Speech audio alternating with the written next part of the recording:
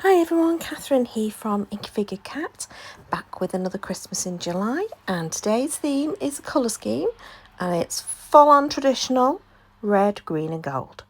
However, I didn't do a very traditional looking card. I did end up with quite a modern card, and I will say this was quite a drama filled, probably hour and a half in total.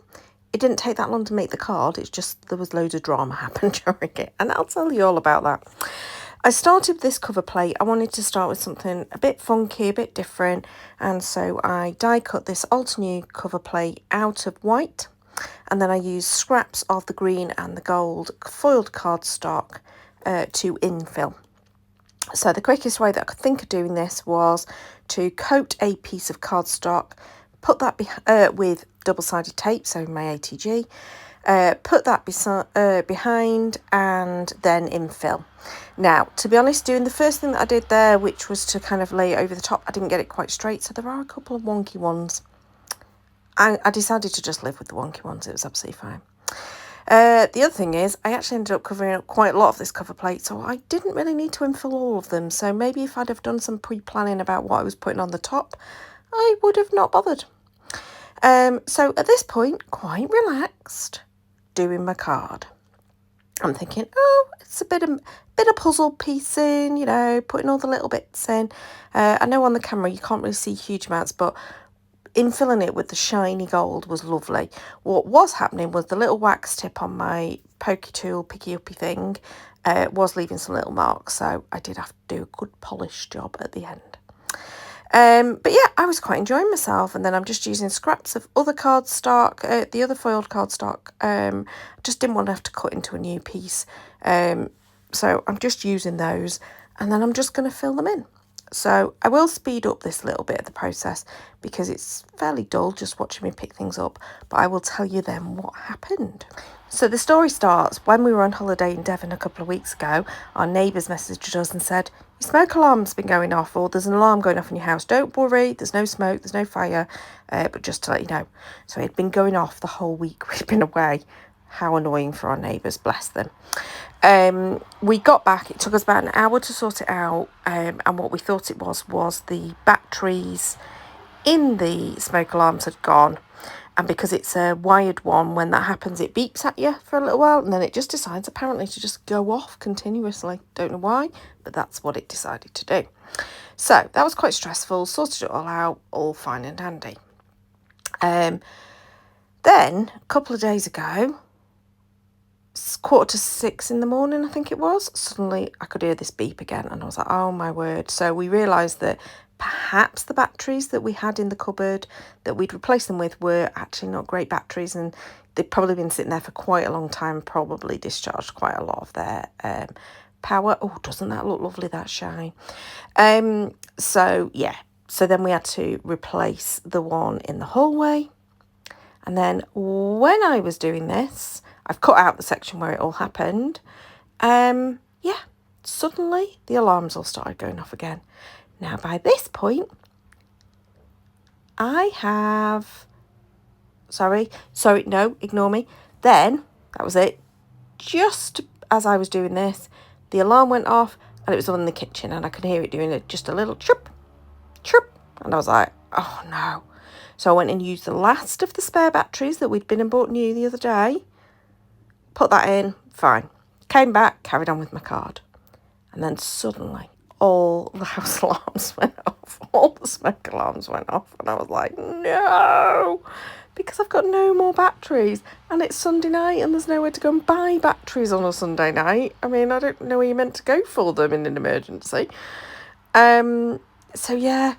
So there was quite a long time of me stood on a stool trying to work out what we could do. Anyway, I did manage to get to the end of the card and it's not gone off again since. So please, everyone, I mean, obviously, by the time you're seeing this, it's a couple of days later.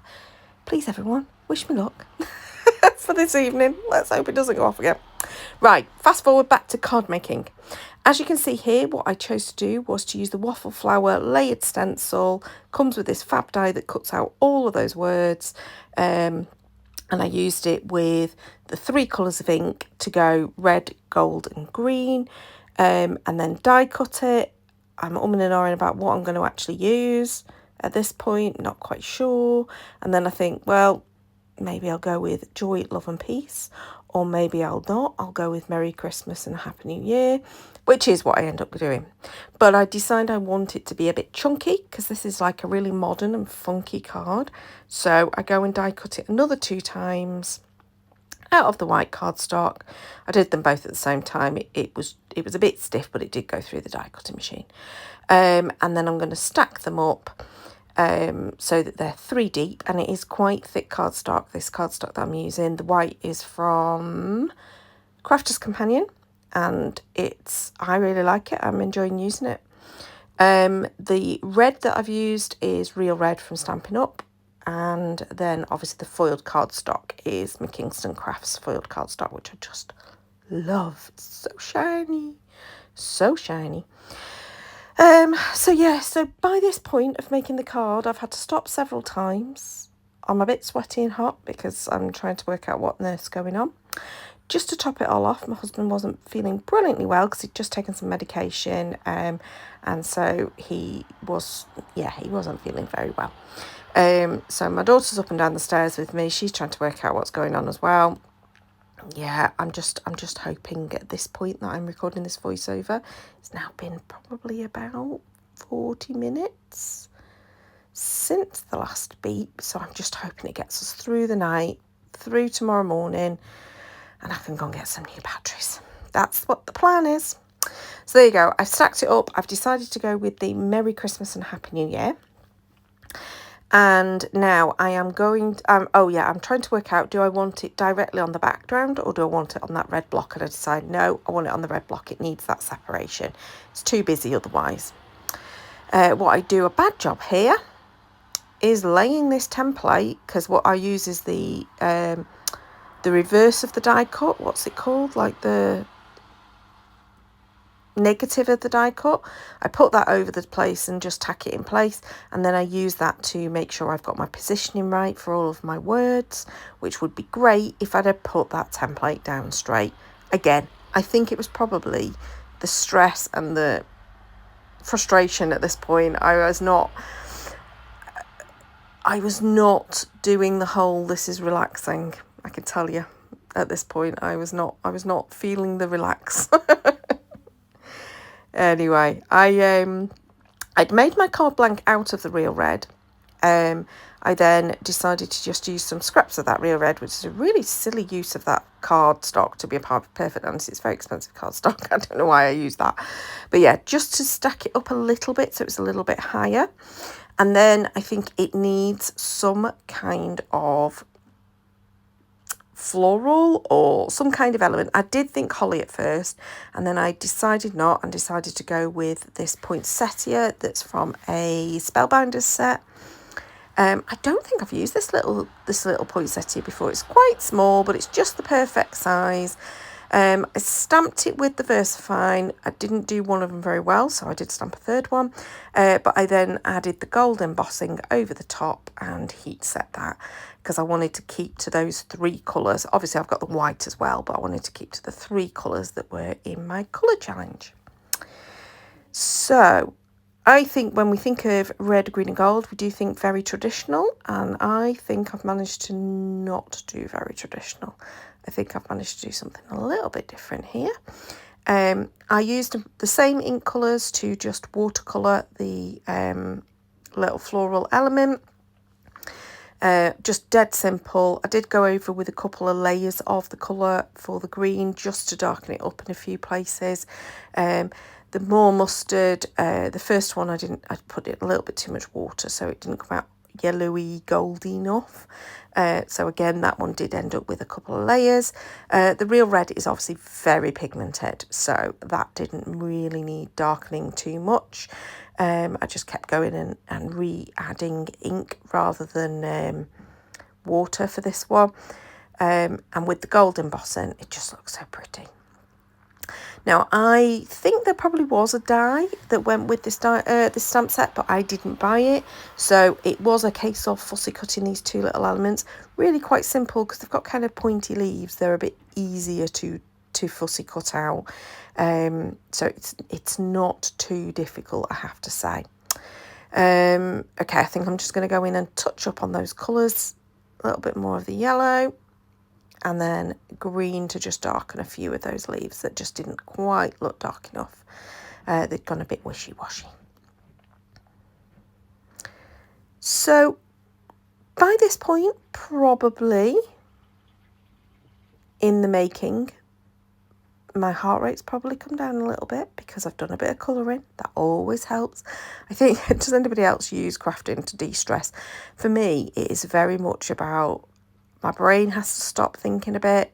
It probably wasn't doing a very good job of that at this point, but it really just helps to just calm me down, helps me to focus on what's right in front of me, and try not to overthink or worry.